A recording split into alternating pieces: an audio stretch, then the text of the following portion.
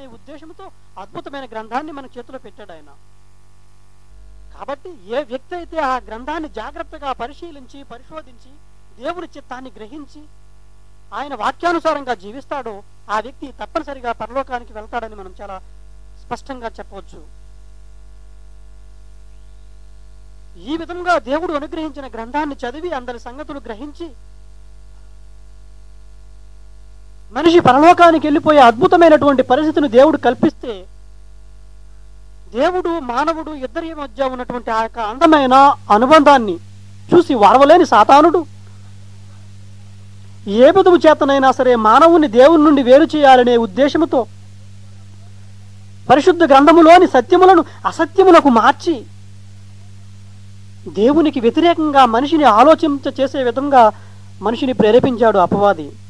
ప్రారంభంలో మనం పరిశీలన చేసినట్లయితే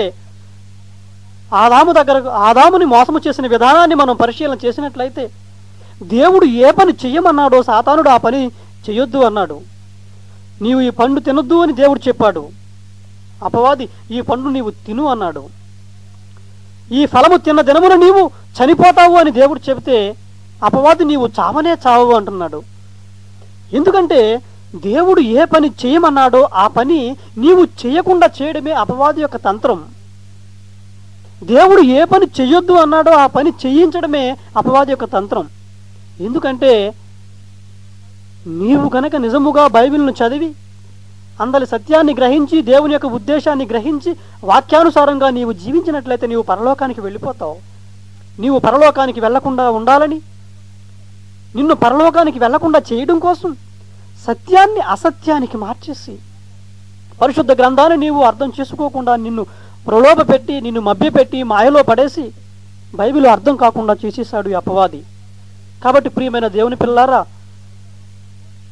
నిజముగా మనము పరలోకానికి వెళ్ళాలి అనే ఆలోచన కలిగి ఉన్నట్లయితే మనము ఆయన అనుగ్రహించబోయే ఆ మహామహిమ గల లోకాన్ని మనము స్వాధీనపరచుకోవాలి, ఆ లోకానికి మనం వెళ్ళాలి అనే ఆలోచన కలిగినట్లయితే తప్పనిసరిగా మనం ఆయన యొక్క ఉద్దేశాన్ని గ్రహించాలి, ఆయన యొక్క ఆ అంతర్యాన్ని మనం గ్రహించాలి, ఆయన మన ఎడల ఎటువంటి ప్రణాళిక కలిగి ఉన్నాడో తెలుసుకోవాలి.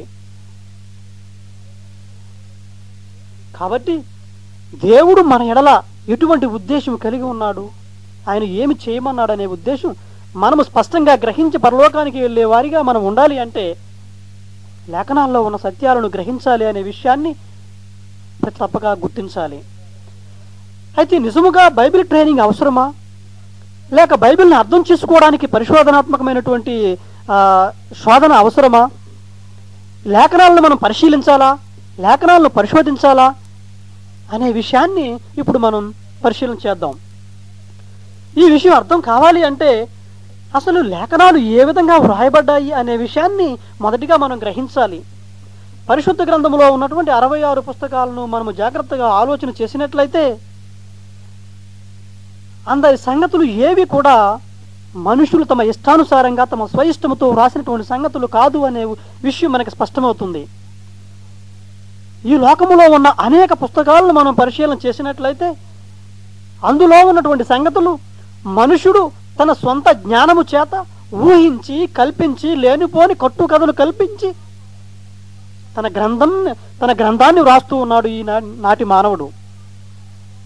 కానీ పరిశుద్ధ గ్రంథాన్ని మనము జాగ్రత్తగా పరిశీలించినట్లయితే ఇందులో సంగతులు మనుషులు కల్పించినవి కావని, మనుషులు పరిశుద్ధాత్మ ద్వారా ప్రేరేపించబడిన వారే దేవుని మూలంగా పలికారు అనేటువంటి సత్యాన్ని మనం గ్రహించగలం. ఎవరూ కూడా తమ సొంత జ్ఞానంతో కానీ కల్పించి ఊహించి వ్రాసిన సంగతులు ఏవి బైబిల్లో లేవని, ఇందులో ఉన్న సంగతులు అన్నీ కూడా పరిశుద్ధాత్మ ప్రేరేపణ ద్వారానే వ్రాయబడినవనే విషయాన్ని మొట్టమొదటిగా మీరు గ్రహించాలి. పరిశుద్ధ గ్రంథంలో నుండి పేతురు రాసినటువంటి 2వ పత్రిక 1వ అధ్యాయము 20 నుండి 21 వరకు మనం చదివినట్లయితే, పేతురు రాసిన 2వ పత్రిక 1వ అధ్యాయము 20-21 వచనాలు చూసినట్లయితే, ఒకడు తన ఊహను బట్టి చెప్పుట వలన లేఖనములో ఏ ప్రవచనమును పుట్టదని మొదట గ్రహించుకునవలెను. ఎలయనగా ప్రవచనము ఎప్పుడును మనుషుని ఇచ్చను బట్టి కలగలేదు గాని మనుషులు పరిశుద్ధాత్మ వలన ప్రేరేపించబడిన వారై దేవుని మూలముగా పలికిరి. పరిశుద్ధ గ్రంథములో ఉన్న లేఖనాలు అన్నీ వారు తమ సొంత జ్ఞానముతో వ్రాసినటువంటి వ్రాతలు కాదని, దేవుడే స్వయముగా పరిశుద్ధాత్మ వలన ప్రేరేపించి తన భక్తుల చేత వ్రాయించాడు అనే సంగతిని చాలా స్పష్టముగా మనం గ్రహించగలం. ప్రియమైన దేవుని పిల్లలారా, ఇవి ఆత్మ సంబంధమైన సంగతులు. ఎందుకంటే ఇవి శరీర సంబంధమైన ఆలోచనలతో వ్రాయబడినటువంటి సంగతులు కాదు. పరిశుద్ధాత్మ ప్రేరేపణ ద్వారా వ్రాయబడిన ఆత్మ సంబంధమైన సంగతులు ఇవి. ఈ ఆత్మ సంబంధమైన సంగతులు శరీర సంబంధులకు అర్థమవుతాయా? ఒకసారి మీరు ఆలోచన చేయండి. ఆత్మ సంబంధమైన ఈ బైబిల్ సంగతులు శరీర సంబంధులకు, ప్రకృతి సంబంధులకు అర్థమవుతాయా? ఈ విషయాన్ని మనం ప్రశ్నిస్తే పరిశుద్ధ గ్రంథం మనకేమి చెబుతుందంటే, ప్రకృతి సంబంధమైన మనుష్యుడు, శరీర సంబంధి అయిన మనుష్యుడు దేవుని ఆత్మ విషయాలను గ్రహించలేడు. అవి అతనికి అర్థము కావు, అవి అతనికి వెర్రితనంగా ఉన్నవి అనే సత్యాన్ని మనం పరిశుద్ధ గ్రంథం నుండి గ్రహించగలం. అపోస్తులుడైన పౌలు గారు కొరింథీయులకు రాసిన మొదటి పత్రిక 2వ అధ్యాయము 11 నుండి 15 వరకు ఉన్న వచనాలను మనము జాగ్రత్తగా పరిశీలన చేసినట్లయితే, ఒక మనుషుని సంగతులు అతనిలోనున్న మనుషాత్మకే గాని మనుషులలో మరి ఎవనికి తెలియను, అలాగే దేవుని సంగతులు దేవుని ఆత్మకే గాని మరి ఎవనికి తెలియవు. దేవుని వలన మనకు దయచేయబడిన వాటిని తెలుసుకున్నటకే మనము లౌకికాత్మను కాక దేవుని యొద్ద నుండి వచ్చు ఆత్మను పొంది ఉన్నాము.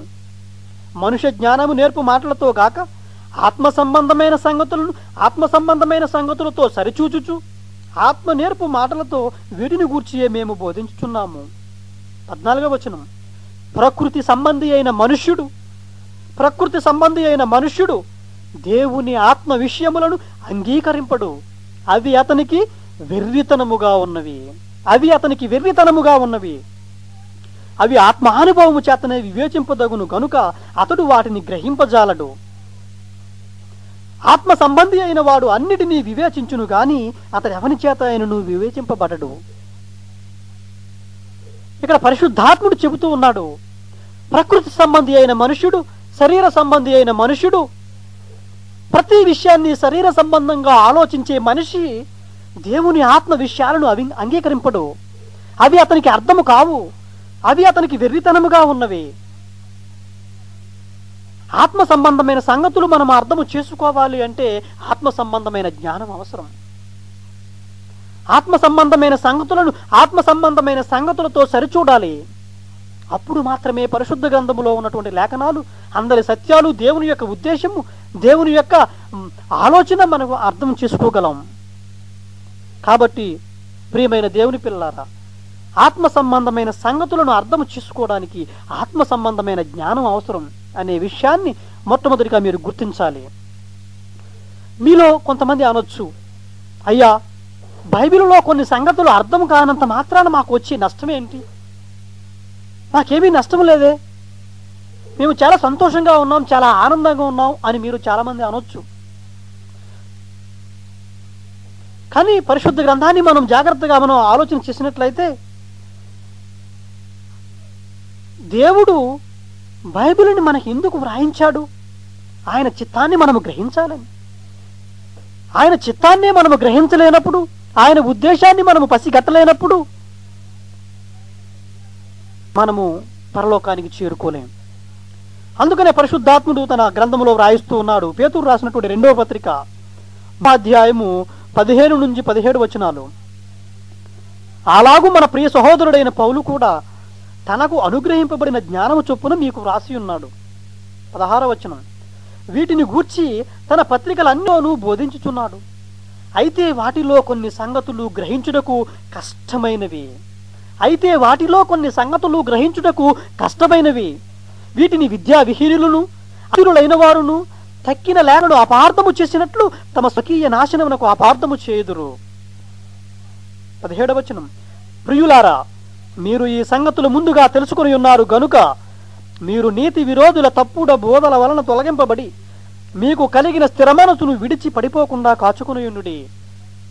పేతురు గారు చెప్తున్నాడండి, సంఘానికి స్తంభం లాంటి వాడు.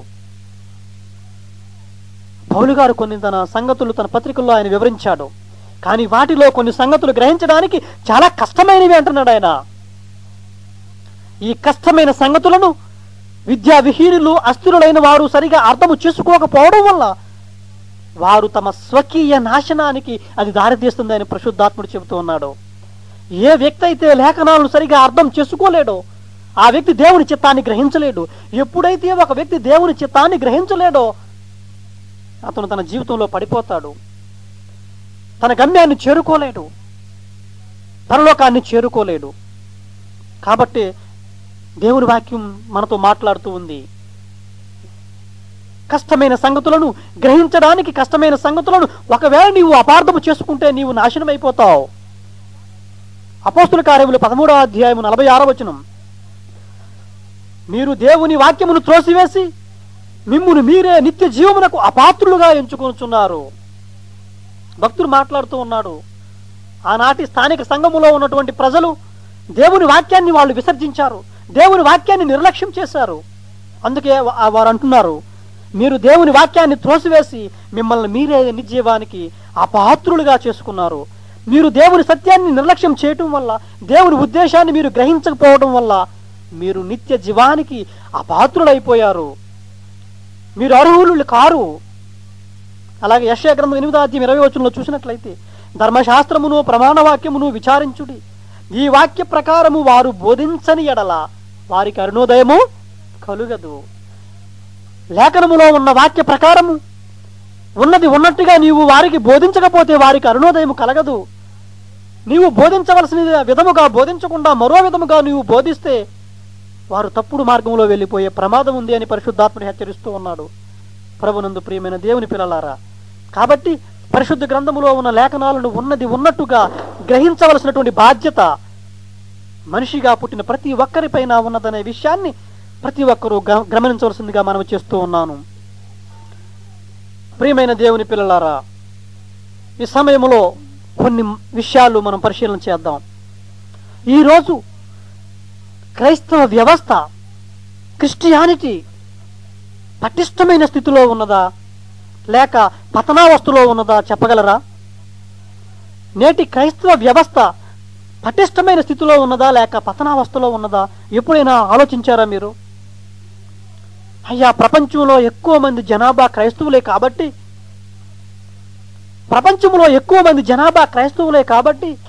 క్రైస్తవ్యం చాలా బలమైన పటిష్టమైన స్థితిలో ఉంది అని మీరు అనొచ్చు. ఒకవేళ మనము అలా భావించినట్లయితే మనము పొరపాటు చేసినట్లే. అవును ప్రియులారా, నేటి క్రైస్తవ వ్యవస్థ చాలా పతనావస్థలో ఉందనే విషయం మనకు చాలా స్పష్టంగా తెలుస్తుంది. ఎలా అని మీరు ప్రశ్నించవచ్చు. అయ్యా, ప్రపంచంలో ఎక్కువ మంది క్రైస్తవులే కదా, అటువంటి పరిస్థితుల్లో క్రైస్తవ వ్యవస్థ చాలా పటిష్టంగా ఉంది, మీరేమిటి చాలా పతనావస్థలో ఉందని చెబుతున్నారని మీరు ప్రశ్నించవచ్చు. ఇది వాస్తవమా కాదా అనే విషయాన్ని మనం పరిశీలన చేద్దాం. పరిశుద్ధ గ్రంథాన్ని మనము ఆలోచన చేస్తే అందులో ఉన్న వచనాలను చూస్తే విశ్వాసం ఒక్కటే, బాప్తిస్మం ఒక్కటే, ఆత్మయు ఒక్కడే, శరీరము ఒక్కడే, లోక రక్షకుడైన యేసు క్రీస్తు ఒక్కడే, అందరికీ తండ్రి అయిన దేవుడు ఒక్కడే, ప్రపంచ క్రైస్తవులకు బైబిలు ఒక్కటే. కానీ ఒకే బైబిలు, ఒకే విశ్వాసము, ఒకే శరీరము, ఒకే ఆత్మ, ఒకే రక్షకుడు, ఒకే దేవుడు అని బోధించే నేటి క్రైస్తవ వ్యవస్థ సుమారు నేడు 3000కు పైగా ముక్కలు చెక్కలుగా మారిపోయింది. కారణం ఏమిటో ఎప్పుడైనా మీరు ఆలోచించారా? విశ్వాసం ఒక్కటే కదా, బాప్తిస్మం ఒక్కటే కదా, పరిశుద్ధాత్ముడు ఒక్కడే కదా, దేవుడు ఒక్కడే కదా, బైబిల్ ఒక్కటే కదా, అన్నీ ఒక్కటే అయినప్పుడు ఎందుకు ఇన్ని భేదాలు? ఎందుకు ఇన్ని రకాల డినామినేషన్లు? ఒక్కో డినామినేషన్కి ఒక్కో సిద్ధాంతం. ఒకరి సిద్ధాంతాలకు వేరొకరి సిద్ధాంతాలకు ఎటువంటి సంబంధమే ఉండదు. మేము బోధించే విషయాలే కరెక్ట్ అంటారు ఒకరు, లేదండి ఎదుటివారు చెప్పేది తప్పు, మాదే కరెక్ట్ అంటారు ఇంకొకరు. ఈ విధంగా మేము బోధించేదే సత్యము, ఎదుటివారు బోధించేది అసత్యము అని ఒకరి మీద ఒకరు దుమ్మెత్తి పోసుకుంటూ మహాజ్ఞానాన్ని మట్టిలో కలిపేసే పరిస్థితి ఈనాడు మన ప్రపంచ క్రైస్తవ వ్యవస్థలో ఉందనే విషయాన్ని ప్రతి ఒక్కరూ గుర్తించవలసిందిగా మనం చేస్తా ఉన్నాను. దేశానికో డినామినేషన్, రాష్ట్రానికో డినామినేషన్, జిల్లాకో డినామినేషన్, వీధి వీధికి ఒక డినామినేషన్. ఎందుకు వచ్చింది ఈ పరిస్థితి? బైబిల్ ఒక్కటే అయినప్పుడు సిద్ధాంతం ఒక్కటే ఉండాలి. బైబిల్ ఒక్కటే అయినప్పుడు సిద్ధాంతం ఒక్కటే ఉండాలి. ఎందుకు ఇలా మారిపోయింది? 3 × 4 = 12. 3ని మీరు 4తో గుణిస్తే వచ్చే విలువ 12. అది అమెరికాలో అయినా, జర్మనీలో అయినా, జపాన్లో అయినా, ప్రపంచంలో మీరు ఏ మారుమూల ప్రాంతానికి వెళ్ళినా దాని విలువ 12 ఉంటుంది తప్ప అమెరికాలో 12, జపాన్లో 13, ఇండియాలో 10, ఒక్కో దేశంలో ఒక్కో వాల్యూ ఉండదండి. మీరు ప్రపంచంలో ఎక్కడికి వెళ్ళినా, ఏ ఖండానికి వెళ్ళినా, ఏ జిల్లాకి వెళ్ళినా, ఏ వీధికి వెళ్ళినా 3 × 4 యొక్క విలువ 12. ఇవన్నీ స్టాండర్డ్స్ అండి. మీరు ప్రపంచంలో ఏ మారుమూల ప్రాంతానికి వెళ్ళినా దాని విలువ ఒకటే ఉండాలి. అప్పుడు మాత్రమే అది స్టాండర్డ్గా తీసుకోబడుతుంది. ఒక్కో దేశంలో ఒక్కో విలువ, ఒక్కొక్క ఊరిలో ఒక్కొక్క విలువ, ఒక్కో వీధిలో ఒక్కొక్క విలువ ఉంటే దాన్ని ఎవరు ప్రామాణికంగా తీసుకోరు. ఎక్కడికి వెళ్ళినా ఒకే విలువ. మరి ఒకే బైబిల్ను పట్టుకున్నటువంటి మనము, ఒకే బైబిల్ను పట్టుకుని బోధించే మనము ఎన్ని రకాల సిద్ధాంతాలు, ఎన్ని రకాల డినామినేషన్. ఉదాహరణకి ప్రకటన గ్రంథములో ఉన్న ఏదైనా ఒక వచనాన్ని ఇచ్చి 100 మంది సేవకులను నిలబెట్టి, అయ్యా దీని అర్థాన్ని మీరు చెప్పండి అని మీరు అడిగితే 100 మంది 100 రకాలుగా బోధిస్తారు. అటువంటి పరిస్థితుల్లో ఏది సత్యము, ఏది అసత్యము అనే విషయాన్ని మనం ఎలా గ్రహించగలం? అందరూ మాదే కరెక్ట్ అంటారు. ఎవరిని అడిగినా అయ్యా ఇది కరెక్ట్ అంటారు, అయ్యా ఇది సత్యము, ఇదే సత్యము. ఎదుటివారు చెప్పేవి అంతా అబద్ధము అంటున్నారు. ఈ విధముగా ఎవరికి వారు మేము చెప్పేదే సత్యము, ఎదుటివారు చెప్పేది అసత్యము అని భావించడం వల్ల, ఒకరి మీద ఒకరు దుమ్మెత్తి పోసుకోవడం వల్ల ఈనాడు ఒక్కటిగా ఉండవలసినటువంటి క్రీస్తు శరీరము సుమారు 3000కు పైగా ముక్కలు చెక్కలైపోయిందని వాస్తవాన్ని మీరు గ్రహించాలి. ప్రియమైన దేవుని పిల్లలారా, ఇటువంటి పరిస్థితి రావడానికి గల కారణం ఏమిటంటే లేఖనాలను సరిగా అర్థము చేసుకోలేకపోవడం వల్ల, అందులో ఉన్న సంగతులను మనము గ్రహించలేకపోవడం వల్ల మనము ప్రతి ఒక్కరూ తప్పనిసరిగా గుర్తించాలి. నిజముగా మనము పరిశుద్ధ గ్రంథాన్ని పరిశీలిస్తున్నామా? సత్యాలను ఉన్నది ఉన్నట్టుగా చెబుతున్నామా? అలా చెబితే ఇన్ని రకాల డినామినేషన్లు, ఇన్ని రకాల బోధలు ఉండవు. ఎవరికి తోచిన విధముగా వారు బోధించబట్టి, అయ్యా ఎవరి విశ్వాసం వారిది అని ఎవరికి వారు సరిపెట్టుకోబట్టి, అయ్యా మా సేవకుడు లేదా మా అయ్యగారు మాకు ఇదే విషయం చెప్పారు కాబట్టి ఇదే కరెక్టు అని గుడ్డిగా నమ్మబట్టి, వాక్యాన్ని పరిశీలించాలి అనే ఆసక్తి లేకపోవడం బట్టి ఎవరు సత్యాన్ని గ్రహించలేక ఎవరికి తోచిన బోధ వారు బోధిస్తూ ఉన్నారు. అలా బోధించబట్టే ఒక్కటిగా ఉండవలసిన సంఘము అనేక ముక్కలుగా మారిపోయింది. అనేక మంది హేతువాదులుగా మారిపోతున్నారు, అనేక మంది నాస్తికులుగా మారిపోతున్నారు, అసలు దేవుడే లేడనే స్థితికి అనేక మంది మారిపోతున్నారు. ఈ రకరకాల బోధలు విన్నటువంటి విశ్వాసులు ఏది సత్యమో ఏది అసత్యమో గ్రహించలేని పరిస్థితుల్లో చివరికి అయోమయంలోకి వెళ్ళిపోయే పరిస్థితి ఈనాడు మన సంఘాల్లో ఉన్నదనే విషయం మీ అందరికీ తెలుసు. నిజముగా మనం సత్యాన్ని పరిశీలన చేస్తే, సత్యము గురించి మనం జాగ్రత్తగా ఆలోచన చేస్తే, బోధించే సంస్థలు ఎన్ని ఉన్నా, ప్రపంచంలో ఎన్ని సంఘములు ఉన్నా బోధ ఒక్కటే ఉండేది. అలా చేయలేదు కాబట్టి ఈనాడు వీధికో డినామినేషన్కో సిద్ధాంతము, సంబంధము లేని బోధలు ఈనాడు మన మధ్యలో సంఘాల్లో బయలుదేరిపోయాయి. నిజముగా మనకు బైబిల్ జ్ఞానం ఎంత ఉంది ఒకసారి మనం పరిశీలన చేద్దాం. నిజముగా మనం అన్ని విషయాలు చాలా జాగ్రత్తగా పరిశీలన చేస్తున్నామా? ఎప్పుడైనా మీరు ఆలోచించారా? ఒక చిన్న ప్రశ్న మిమ్మల్ని అడుగుతాను, ఇందులో ఎంత వాస్తవం ఉందో మీరు ఒకసారి ఆలోచన చేయండి. ఒక చిన్న ప్రశ్న, ఎవరైనా ఎప్పుడైనా దేవుణ్ణి చూశారా, చూడలేదా? ఈ ప్రశ్న మీరు ఎప్పుడైనా ఆలోచించారా? ఎవరైనా ఎప్పుడైనా దేవుణ్ణి చూశారా లేదా అనే విషయాన్ని మనం పరిశుద్ధ గ్రంథం నుండి పరిశీలన చేద్దాం. కొన్ని మాటలు చూద్దాం. బైబిల్ తెరచి జాగ్రత్తగా చూడండి. ఆదికాండము 32వ అధ్యాయం 20వ వచనం. అక్కడ యాకోబు గారు అంటున్నారు, నేను ముఖాముఖిగా దేవుని చూచితిని. అలాగే ఆదికాండము 18వ అధ్యాయం 1వ వచనంలో అబ్రహాము ఎండవేళ గుడారపు ద్వారమందు కూర్చుని ఉన్నప్పుడు యెహోవా అతనికి కనబడెను. నిర్గమకాండము 24వ అధ్యాయము 9 నుండి 11 వచనాల్లో మోషే అహరోను, నాదాబు, అబీహు ఇశ్రాయేలీయుల పెద్దలలో 70 మంది ఎక్కిపోయి ఇశ్రాయేలీయుల దేవుని చూచిరి. ఈ వచనాలను మనము పరిశీలన చేస్తే యాకోబు, అబ్రహాము, మోషే, అబీహు, నాదాబు ఇశ్రాయేలు పెద్దల్లో 70 మంది కూడా దేవుని చూసినట్లుగా స్పష్టముగా వ్రాయబడింది. ఇప్పుడు చెప్పండి, ఎవరైనా ఎప్పుడైనా దేవుణ్ణి చూశారా లేదా? అవును, యాకోబు చూశాడు, అబ్రహాము చూశాడు, మోషే చూశాడు అని ఖచ్చితంగా చెప్పొచ్చు. ఇందులో ఎంత మాత్రము డౌట్ లేదు, ఎటువంటి అనుమానము లేదు. ఇప్పుడు ఈ వచనాన్ని చూడండి, క్రొత్త నిబంధన గ్రంథము నుండి అపోస్తులుడైన పౌలు గారు తిమోతికి రాసిన మొదటి పత్రిక 6వ అధ్యాయము 16వ వచనం, మనుషులలో ఎవడును ఆయనను చూడలేదు, ఎవడును చూడ నేరడు. మనుషులలో ఎవడు ఎప్పుడు దేవుణ్ణి చూడలేదు, చూడ నేరడు. ప్రియమైన దేవుని పిల్లలారా, ఇంతకు ముందు వచనాలలో యాకోబు చూశాడని, అబ్రహాము దేవుని చూశాడని, మోషే, నాదాబు, అబీహు ఇశ్రాయేలు పెద్దలలో 70 మంది కూడా దేవుణ్ణి చూశారు అనేటువంటి వాస్తవాన్ని మనం పరిశీలన చేస్తాం. అదే బైబిలులో కొత్త నిబంధన గ్రంథాన్ని మనం పరిశీలన చేసినట్లయితే మనుషులలో ఏ మనుషుడు కూడా ఎప్పుడూ దేవుణ్ణి చూడలేదు అని వ్రాయబడింది. ఈ రెండింటిలో ఏది కరెక్ట్ మీరు చెప్పగలరా?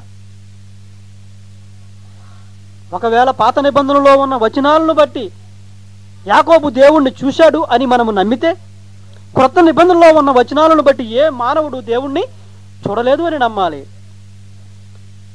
అయ్యా లేదండి, క్రొత్త నిబంధనే కరెక్టు, మనుషులలో ఎవడు ఎప్పుడు దేవుని చూడలేదు అని భావిస్తే పాత నిబంధనలో ఉన్నటువంటి వచనాలన్నీ కూడా తప్పైపోవాలి. ఈ విధముగా ఒకదానికొకటి వ్యతిరేకంగా ఉన్నట్టుగా అనిపించి ఒకటి కరెక్ట్ అయి రెండోది తప్పైపోతే ఈ బైబిలు పరిశుద్ధమైన ప్రామాణిక గ్రంథంగా ఎంచబడదు. ఇది నిజముగా తప్పు అనుకుంటున్నారా మీరు? ప్రియమైన దేవుని పిల్లలారా, ఇందులో ఎంత మాత్రము తప్పు లేదండి. యాకోబు దేవుని ముఖాముఖిగా చూశాడు అనే వచనము కరెక్ట్, సత్యం. అది అబ్రహాము దేవుణ్ణి చూశాడనే వాక్యము సత్యము. అలాగే మనుషులలో ఎవడు ఎప్పుడు దేవుడిని చూడలేదు అనే మాట కూడా సత్యమే. అయ్యా ఇదేమిటండి, రెండు ఎలా సత్యం అవుతాయని మీరు అడగవచ్చు. అదేనండి బైబిల్ యొక్క గొప్పతనం. ఇది ఆత్మ సంబంధమైన జ్ఞానం. ఇది ఆత్మ సంబంధమైన జ్ఞానము ప్రకృతి సంబంధమైన ఈ మనుషులకు అర్థము కాదు, శరీర సంబంధులకు అర్థము కాదది. ఆత్మ సంబంధమైన సంగతులు అర్థము చేసుకోవాలంటే ఆత్మ సంబంధమైన జ్ఞానం అవసరం. మనం పరిశుద్ధ గ్రంథాన్ని జాగ్రత్తగా పరిశీలన చేసినట్లయితే బైబిలులో తప్పులు లేవు అనే సత్యాన్ని మనం గ్రహించగలం. బైబిల్ పరిశుద్ధమైనది, అందులో ఎటువంటి పొరపాటు కానీ తప్పులు లేనటువంటిది ప్రామాణిక గ్రంథం. ఇది తరాలు మారినా, యుగాలు మారినా, కాలాలు మారినా, ఎవరు మారినప్పటికీ మారని గ్రంథం. అటువంటి మహా గొప్ప జ్ఞాన గ్రంథాన్ని సరిగా అర్థం చేసుకోలేకపోవడం వలన, అనేక మంది అపార్థం చేసుకోవడం వలన బైబిల్లో తప్పులు ఉన్నాయి అనేటటువంటి ఒక చెడు అభిప్రాయము ప్రజల్లో నాటుకుపోయింది. కాబట్టి అనేక మంది హేతువాదులు, నాస్తికులు బైబిల్ మీద విరుచుకుపడుతున్నారు. వాళ్ళు మేము బైబిల్ బండారాన్ని బయట పెట్టేశామని బైబిల్కి వ్యతిరేకంగా వారు పుస్తకాలు రాస్తున్నారండి. కారణం ఏమిటో తెలుసా?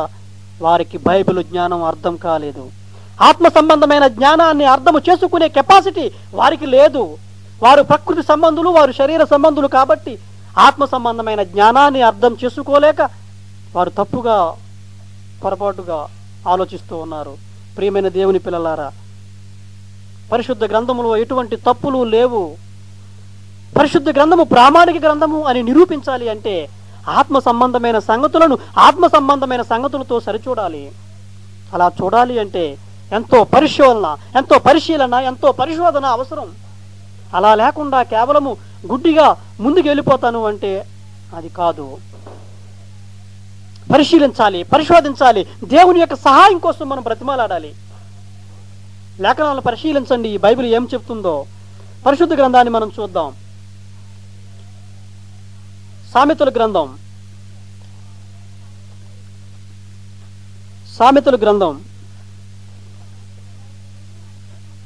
2వ అధ్యాయము మొదటి 5 వచనాలు. సామెతల గ్రంథం 2వ అధ్యాయము మొదటి 5 వచనాలు చాలా జాగ్రత్తగా వినాలి.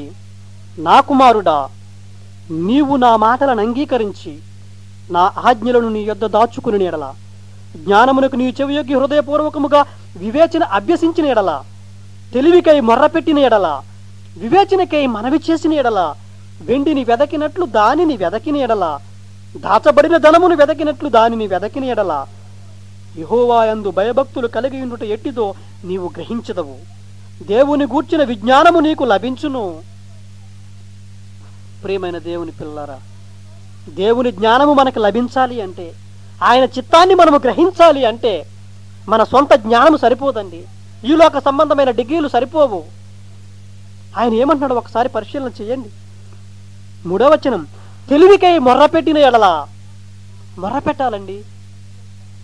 ఈ బైబిల్ జ్ఞానము ఏదో మీరు కూర్చుని చదువుకుంటూ వెళ్ళిపోతే అర్థం అయ్యే పరిస్థితి కాదు. మొట్టమొదటిగా దేవుని సహాయాన్ని మనం వేడాలి. దేవుని సహాయం లేకుండా మనం ముందుకెళ్తే మనం సాధించేది జీరో. ఏమీ చేయలేమండి. మీకు బైబిల్ అర్థం కావాలి అంటే, అందులో ఉన్న సత్యాలు మీరు గ్రహించాలి అంటే మొట్టమొదటిగా దేవునికి మొర్రపెట్టాలి. ప్రభువా,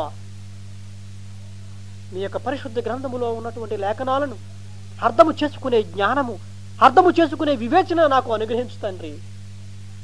అలా అడగకుండా మన సొంత జ్ఞానముతో పరిశోధన చేస్తే ఇందులో సత్యాలు గ్రహించవనే వాస్తవాన్ని మనం గ్రహించాలి. దేవుడు సొలొమోనుని అడిగాడు, నాయన నీకేమి కావాలో కోరుకు అన్నప్పుడు ఆయన అంటున్నాడు, ప్రభువా, లెక్కకు మించినటువంటి జనాన్ని నీవు నాకు అనుగ్రహించావు, వారిపై నన్ను అధికారిగా చేశావు, కానీ వారిని పరిపాలించడానికి తగిన జ్ఞానము నాకు లేదు. తగిన జ్ఞానాన్ని నాకు ఇయ్యి ప్రభువా, తగిన వివేచన నాకు దయచేయి అంటున్నాడు ఆయన.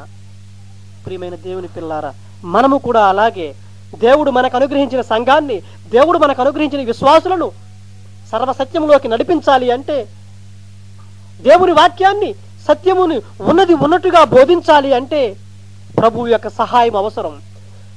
వాక్యము మనకి అర్థం అవ్వడం కోసం, అందులో ఉన్న సత్యాలను గ్రహించడం కోసం ప్రభువు కొరకు మనము మొర్రపెట్టాలి, గోజాడాలి. పట్టు విడువక మొర్రపెట్టాలి. ఆయన సమాధానం అనుగ్రహించే వరకు, ఆయన యొక్క సహాయం కొరకు మనము ఎదురు చూడాలి. మొట్టమొదటి పని అది. నీవు దేవుని సహాయం లేకుండా, ఎటువంటి ప్రార్థన లేకుండా, అయ్యా నేను ముందుకు వెళ్ళిపోతాను, నాకు జ్ఞానం ఉంది, నాకు ఈ లోక సంబంధమైన జ్ఞానం ఉంది అంటే, ఈ లోక సంబంధమైన జ్ఞానము దేవుని దృష్టిలో వెర్రితనము. కాబట్టి ప్రియమైన దేవుని పిల్లలారా, దేవుని లేఖనాలు మనకి అర్థము కావాలి అంటే మొట్టమొదటిగా ప్రార్థన అవసరం. దేవుణ్ణి మొర్రపెట్టాలి. రెండవదిగా 2వ వచనం, సామెతల గ్రంథం 2వ అధ్యాయము 2వ వచనం, జ్ఞానమునకు నీ చెవియొగ్గి హృదయపూర్వకముగా వివేచన అభ్యసించిన ఎడల, వివేచనకై మనవి చేసిన ఎడల, వెండిని వెదకినట్లు దానిని వెదకిన ఎడల, దాచబడిన ధనమును వెదకినట్లు దానిని వెదకిన ఎడల. మనము వాక్యాన్ని ఎలా వెదకాలి అంటే, వెండిని వెదకినట్లు వెదకాలి, దాచబడిన ధనాన్ని వెదకినట్లుగా వెదకాలి. ఎక్కడైనా దాచబడిన ధనము ఉన్నది అంటే, మనకున్నటువంటి విలువైన బంగారు వస్తువులు పడిపోయినప్పుడు మనము ఎంతగా విలపిస్తాం, ఎంతో తాపత్రయంతో వాటిని వెతుకుతాం. అవి దొరికేటంత వరకు మనం నిద్రపోము. అంతకంటే విలువైన వాక్యం, అంతకంటే అమూల్యమైన వాక్యాన్ని మనము వెదకాలి. వెండిని వెదకినట్లు వెదకాలి, దాచబడిన ధనాన్ని వెదకినట్లుగా మనం వెదకాలి. అలా పరిశీలన చేసినప్పుడు, అలా పరిశోధన చేసినప్పుడు మాత్రమే ఆయన యొక్క చిత్తాన్ని, ఉద్దేశాన్ని గ్రహించగలము. పరిశుద్ధ గ్రంథంలో ఉన్నటువంటి కొంతమంది భక్తులను మనం పరిశీలన చేసినట్లయితే, బెరయలో ఉన్నటువంటి సంఘస్థులు అదే చేశారండి. పౌలు ఇలా చెప్పినప్పుడు వారు గుడ్డిగా నమ్మలేదు. అయ్యా వీరు చాలా పెద్దవారు, పెద్ద బోధకులు, వీరు చెప్పేది కరెక్టు అని గుడ్డిగా నమ్మలేదండి వాళ్ళు. పౌలు శీల చెప్పిన సంగతులు అలా ఉన్నవో లేవో అని వారు పరిశీలన చేశారు. కాబట్టే వారు అనేకులు విశ్వసించగలిగారు. అపోస్తలుల కార్యాలు 17వ అధ్యాయము 11, 12 వచనంలో ఈ విషయాన్ని మనం గ్రహించగలం. పౌలు శీల చెప్పిన సంగతులు అలా ఉన్నవో లేవో అని ప్రతి దినము లేఖనాలను వారు పరిశోధించారు. అలాగే పాత నిబంధన కాలము భక్తులు కూడా పేతురు రాసిన మొదటి పత్రిక 1వ అధ్యాయము 10, 11 వచనాల్లో మీకు కలుగు ఆ కృపను గూర్చి ప్రవచించిన ప్రవక్తలు ఈ రక్షణను గూర్చి పరిశీలించుచు తమ అందున్న క్రీస్తు ఆత్మ, క్రీస్తు విషయమైన శ్రమల గూర్చి, వాటి తరువాత కలుగబోవు మహిమలను గూర్చి ముందుగా సాక్ష్యమిచ్చినప్పుడు ఆ ఆత్మ ఏ కాలమును ఎట్టి కాలమును సూచించుచు వచ్చునో దానిని విచారించి పరిశోధించిరి. పాత నిబంధన కాలము భక్తులు వారికి లేఖనాన్ని దేవుడు దయచేసినప్పుడు వారు దేనిని కూడా గుడ్డిగా వారు ముందుకెళ్ళిపోలేదండి.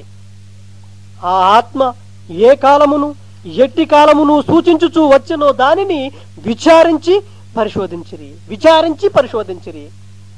ఎంక్వైరీ చేశారు, రీసెర్చ్ చేశారు.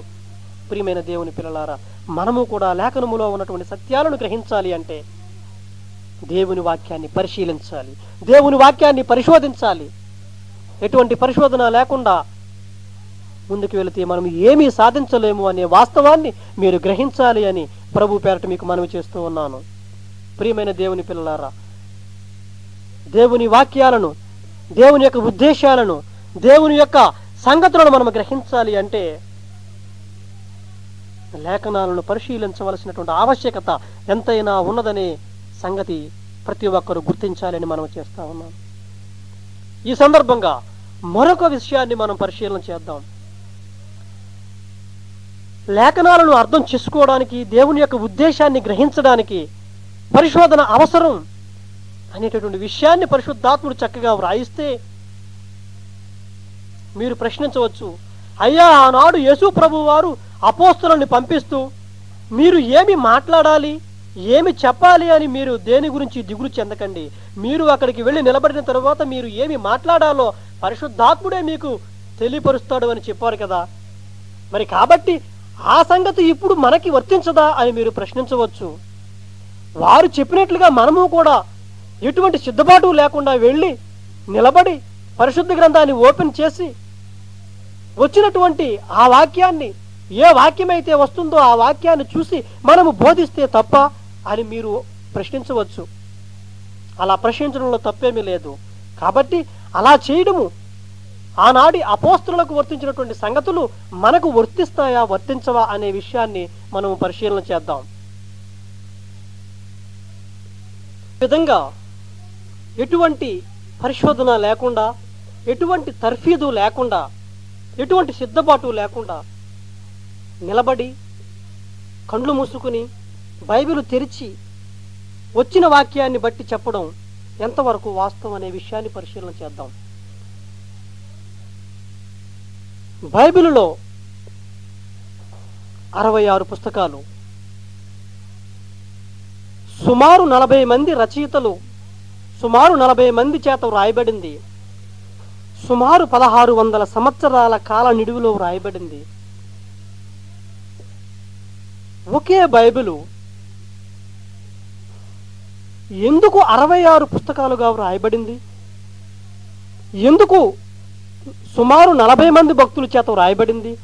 ఎందుకు ఒకే కాలంలో వ్రాయబడలేదు అనే విషయాన్ని మీరు ఎప్పుడైనా ఆలోచించారా? ఒకే పుస్తకంగా ఉండొచ్చు కదా. అలా లేకుండా 66 పుస్తకాలుగా అనేక మంది చేత వ్రాయబడి అనేక కాలాలలో ఎందుకుందో ఎప్పుడైనా మీరు ఆలోచించారా? ఈ విషయం అర్థం కావాలి అంటే దేవుడు వాక్యాన్ని దేనితో పోలుస్తున్నాడో ఒకసారి పరిశీలన చేయండి. మత్తయి సువార్త 4వ అధ్యాయము 4వ వచనం, మనుష్యుడు రొట్టె వలన మాత్రము కాదు గాని దేవుని నోట నుండి వచ్చు ప్రతి మాట వలన జీవించును. మనిషి జీవించడానికి శరీర సంబంధమైన ఆహారం మాత్రం కాదు, దేవుని నోట నుండి వచ్చే ప్రతి మాట వలన మనుషుడు జీవిస్తాడు అనేది వాక్యం సెలవిస్తా ఉంది. ఈ ప్రకృతి సంబంధమైన శరీరము జీవించడానికి ప్రకృతి సంబంధమైన ఆహారం అవసరం. ఈ శరీరము లోపల ఉన్నటువంటి ఆత్మకు, ఆత్మ జీవించడం కోసం ఆత్మ సంబంధమైన ఆహారం అవసరం. ప్రకృతి సంబంధమైన శరీరానికి ప్రకృతి సంబంధమైన ఆహారం ఎలాగైతే మనం తీసుకుంటామో అలాగే ఈ ఆత్మ బలముగా ఉండడానికి, ఆత్మ సంబంధంగా అభివృద్ధి చెందడానికి ఆత్మ సంబంధమైన ఆహారం కూడా అంతే అవసరం. ఆ ఆత్మ సంబంధమైన ఆహారమే నేడు మన చేతిలో ఉన్న బైబిల్. ఈ వాక్యాన్ని మనము రోజు తినాలి, ఈ వాక్యాన్ని మనం రోజు త్రాగాలి, ఈ వాక్యాన్ని మనం రోజు పీల్చుకోవాలి, ఈ వాక్యాన్ని మనం రోజు జీర్ణించుకోవాలి. అప్పుడే మనము ఆత్మ సంబంధంగా బలంగా ఉండగలుగుతాం. ఎప్పుడైతే ఈ వాక్యాన్ని తినడం మానేశామో, ఎప్పుడైతే వాక్యాన్ని తాకడం మానేశామో, ఎప్పుడైతే వాక్యాన్ని పీల్చుకోవడం మానేశామో ఆత్మ సంబంధంగా మనం బలహీనమైపోతాం. కాబట్టి ఈ యొక్క వాక్యాన్ని తినే విషయాన్ని కూడా మనం చాలా జాగ్రత్తగా పరిశీలన చేయాలి. ఒకసారి మనం ప్రకృతి సంబంధంగా ఎలా భోంచేస్తాం ఒకసారి మీరు ఆలోచన చేయండి. మనం అన్నానికి సిద్ధపడి మన ఎదురుగా అన్నం పెట్టుకుని అనేకమైన రకాల కూరలు పెట్టుకుంటాం. పప్పు, పచ్చడి, నెయ్యి, పెరుగు, ఉప్పు, రకరకాల వస్తువులు అన్నీ దగ్గర పెట్టుకొని ప్రభువా మంచి ఆహారం ఇచ్చావు అని ఆయన కృతజ్ఞతాస్తుతులు చెల్లించి అందులో ఉన్నటువంటి మీ ఎదురుగా ఉన్న కూరలు అన్నీ చక్కగా అన్నంలో కలుపుకుని మీరు తింటారు. ఒక క్రమమైన పద్ధతిలో కలుపుతారు. దేనిని విడిచిపెట్టరు. మీ ఎదురుగా ఉన్న అన్ని కూరలను మీరు రుచి చూస్తారు. ఆ విధంగా అన్నిటినీ మీరు తిని చక్కగా సంపూర్ణమైనటువంటి భోజనము చేస్తామనే తృప్తితో మీరు ముందుకు వెళ్తారు. ఒకసారి ఆత్మ సంబంధమైన ఆహారాన్ని కూడా ఎలా తినాలో ఒకసారి పరిశీలన చేద్దాం. ప్రకృతి సంబంధమైన ఆహారాన్ని తినేటప్పుడు అన్ని కూరలు అన్నింటినీ మనము కలిపి చక్కగా భుజిస్తాం, వేటిని విడిచిపెట్టాం. అలాగే ఆత్మ సంబంధమైన ఆహారాన్ని తీసుకునేటప్పుడు కూడా ఏ వాక్యాన్ని విడిచిపెట్టకుండా అన్నింటినీ మనము చాలా జాగ్రత్తగా క్రోడీకరించి చక్కగా పరిశీలించి పరిశోధించి వాటిని చక్కగా మనము భోంచేయాలి. అలా చేయకపోతే మనకి ఇవి అర్థం కావండి. మీకు ఏదైనా ఒక అంశము పరిపూర్ణంగా కావాలి అంటే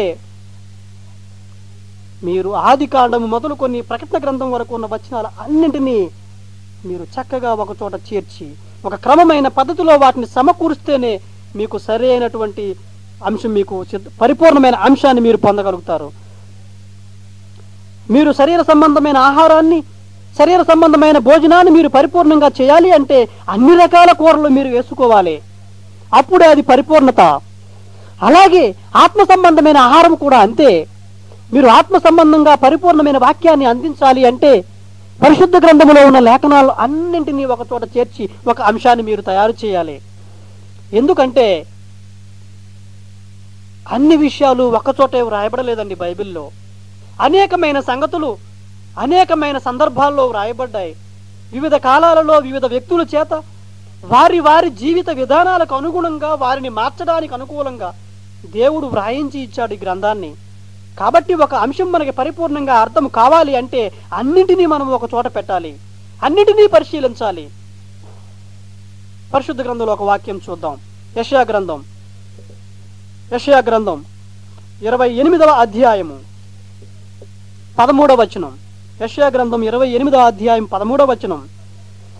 ఆజ్ఞ వెంబడి ఆజ్ఞ, ఆజ్ఞ వెంబడి ఆజ్ఞ, సూత్రము వెంబడి సూత్రము, సూత్రము వెంబడి సూత్రము, కొంత ఇచ్చట కొంత అచ్చట, యెహోవా వాక్యము మీకు వచ్చును. ఎంత అద్భుతమైన వాక్యం అండి ఇది.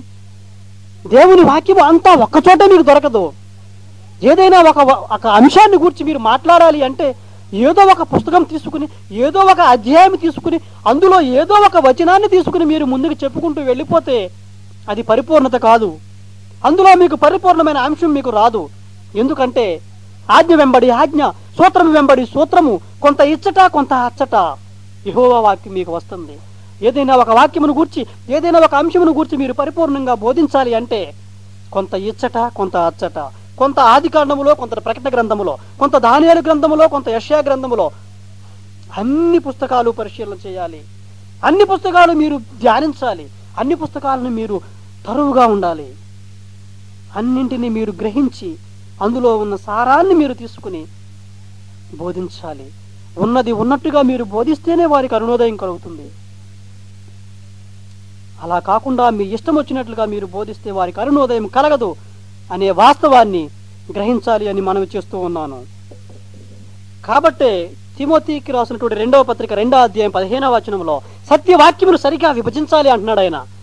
కాబట్టి పరిపూర్ణ వాక్యాన్ని మనము పొందాలి అంటే, పరిపూర్ణమైన అంశం మనకు అర్థం కావాలి అంటే, దేవుని చిత్తం మనం గ్రహించాలి అంటే దేవుని వాక్యాన్ని విభజించి చెప్పాలి, ఉన్నది ఉన్నట్టుగా చెప్పాలి. కాబట్టి ప్రియమైన దేవుని పిల్లలారా, దేవుని వాక్యాన్ని బోధించడానికి పరిశోధన అవసరం అనే విషయాన్ని ప్రతి ఒక్కరూ గుర్తించాలని మనవి చేస్తూ ఉన్నాను.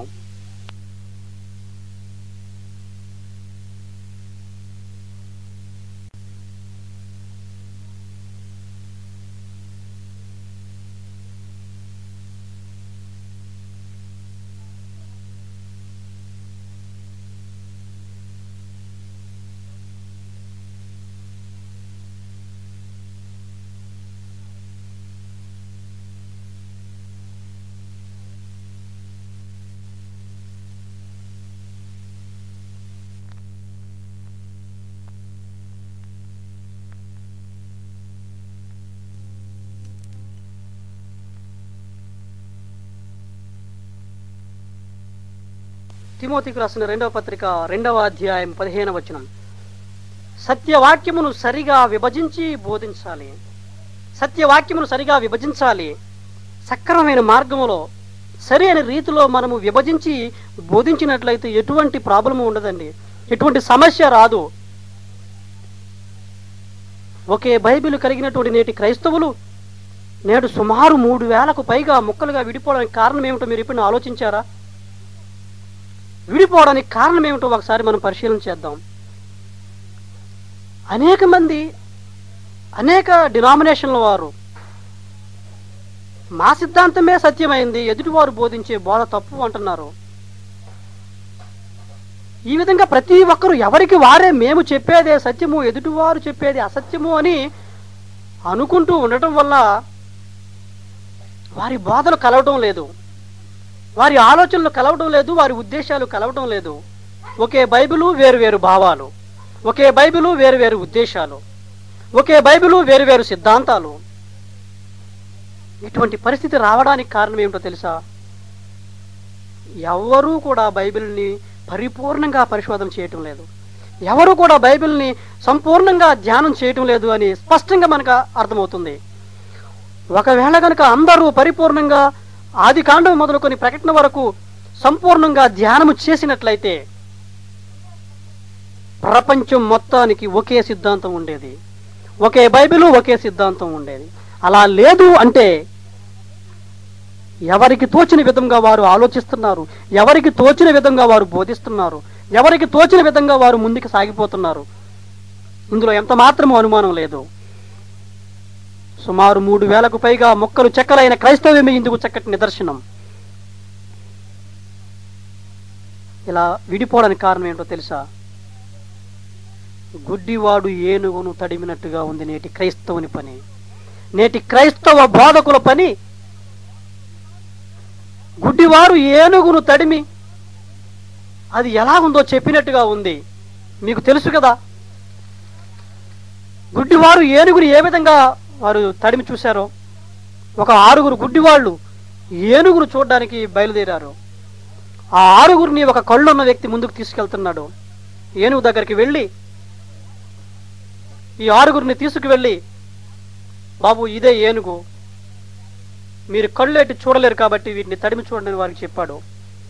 అందులో ఒక అతను ఏనుగు యొక్క తోక పట్టుకున్నాడు, మరొక వ్యక్తి ఏనుగు యొక్క కాళ్ళు పట్టుకున్నాడు, మరొక వ్యక్తి ఏనుగు యొక్క పొట్ట పట్టుకున్నాడు బాడీ, ఇంకొక వ్యక్తి ఏనుగు యొక్క చెవి పట్టుకున్నాడు, ఇంకొక వ్యక్తి ఏనుగు యొక్క తొండం పట్టుకున్నాడు, ఇంకొక వ్యక్తి ఏనుగు యొక్క దంతాలను పట్టుకున్నారు.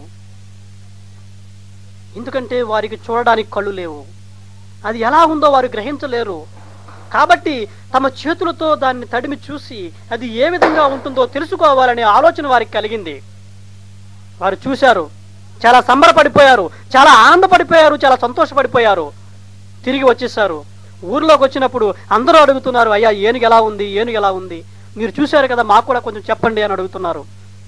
అందుకు మొదటివాడు అంటున్నాడు, ఏ వ్యక్తి అయితే ఏనుగు యొక్క తోక పట్టుకుని చూశాడో ఆ వ్యక్తి వచ్చి అంటున్నాడు, అయ్యా ఏనుగు చీపురులా ఉంది అంటున్నాడు.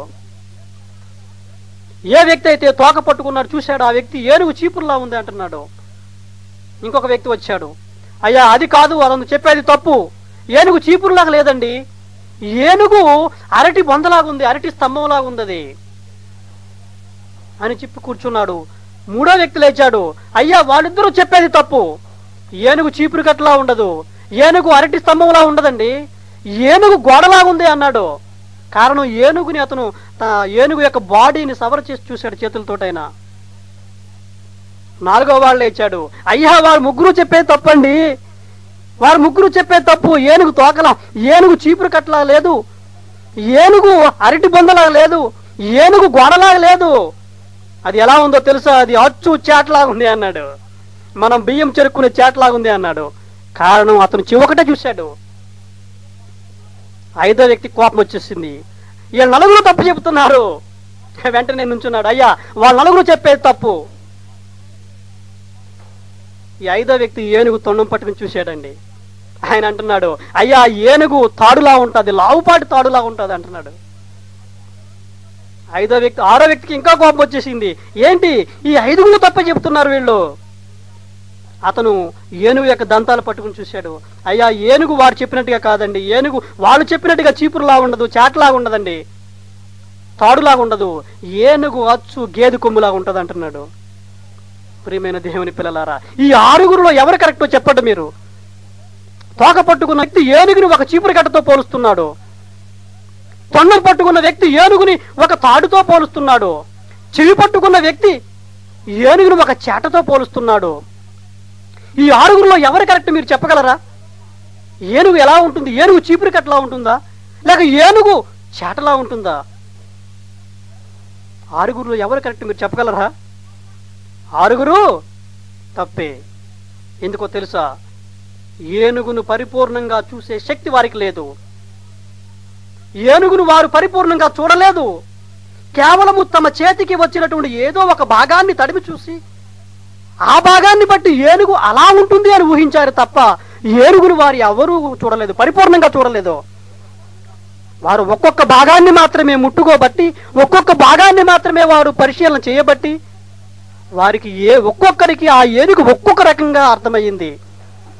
అలాగే నేటి క్రైస్తవులు మహాజ్ఞాన గ్రంథమైన బైబిలుని 66 పుస్తకాలు ఉన్న ఈ మహాజ్ఞాన సముద్రాన్ని, మహాజ్ఞాన గ్రంథాన్ని మొదటి నుండి చివరి వరకు పరిశీలన చేయకుండా తమకు ఇష్టం వచ్చిన ఏదో ఒక పుస్తకాన్ని ఓపెన్ చేసి తమకు ఇష్టం వచ్చిన ఏదో ఒక అధ్యాయంలో ఒక వచనాన్ని తీసి చదివి ఇదే బైబిల్, ఇదే ఫుల్ బైబిల్ అనుకుంటున్నారు వాళ్ళు. ఆ గుడ్డివారు ఎలాగైతే కేవలం ఒక పార్ట్ను మాత్రమే తడిమి చూసి ఇదే పూర్తి ఏనుగు అనుకున్నట్లుగా ఏదో ఒక వచనాన్ని పరిశీలన చేసి ఇదే పూర్తి బైబిల్, ఇదే మహాజ్ఞానం అనుకుంటున్నారు. అది తప్పు. నిజముగా ఏనుగు ఎలా ఉందో నీవు తెలియాలి అంటే నీవు దానిని మొదటి నుండి చివరి వరకు, పైనుండి కింద వరకు ఉన్నటువంటి ప్రతి అవయవాన్ని నీవు తడిమి చూడాలి, ప్రతి అవయవాన్ని నీవు పరిశీలించాలి, పరిశోధించాలి.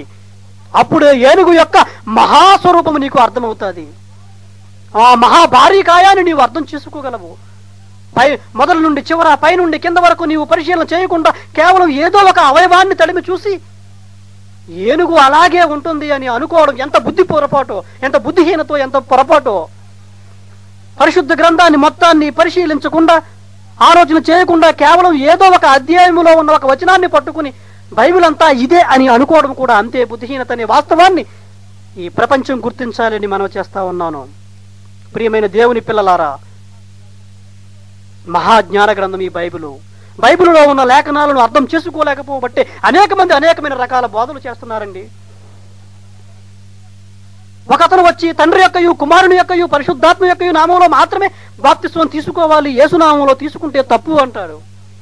ఇంకొక వ్యక్తి వస్తాడు, లేదండి, లేదు, అది కాదు, యేసు నామంలో మాత్రమే బాప్తిస్వం తీసుకోవాలి, తండ్రి యొక్కయు, కుమారుని యొక్కయు, పరిశుద్ధాత్మ యొక్కయు నామంలో తీసుకుంటే తప్పు అంటాడు.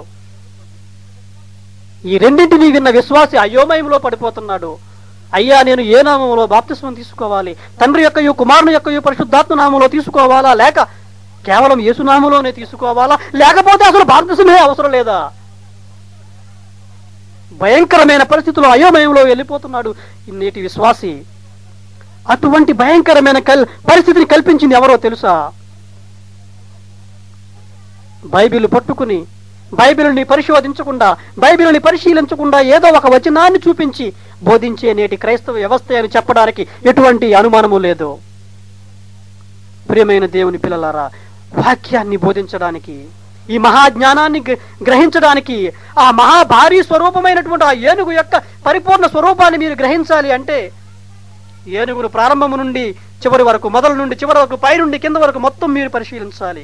అప్పుడే ఆ యొక్క భారీ స్వరూపము, ఆ మహాకాయం యొక్క రూపం మీరు గ్రహించగలుగుతారు. తరతరాలలో, యుగయుగాలలో మరుగు చేయబడిన ఆ దేవుని మహాజ్ఞానాన్ని మీరు గ్రహించాలి అంటే మీరు పరిశీలించాలి, మీరు పరిశోధించాలి. వేరే మార్గము లేదు. అయ్యా, మరి ఆనాటి అపోస్తలులు ఎలా చేశారు మీరు అడగొచ్చు. కాలాలు మారాయి, దేవుడు మాట్లాడే విధానం మారింది. లేఖనాలను మీరు పరిశీలన చేస్తే పరిస్థితులు మారిపోయాయి. పరిస్థితులు అప్పటిలా లేవు.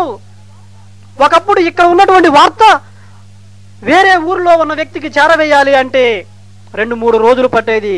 అది ఇంకా మారుమూలం ఉంటే వారం రోజులు కూడా పట్టేది. కానీ ఈ రోజు పరిస్థితి వేరు.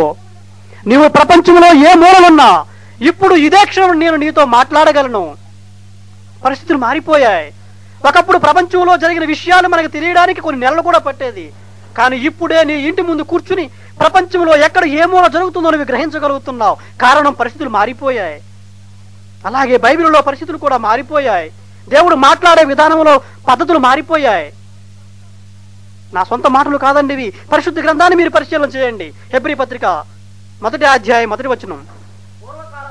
పూర్వకాలమందు నానా సమయములలోను నానా విధములుగాను ప్రవక్తల ద్వారా మన పితరుల ద్వారా మాట్లాడిన దేవుడు ఈ దినముల అంతమందు కుమారుని ద్వారా మనతో మాట్లాడిను. చాలండి.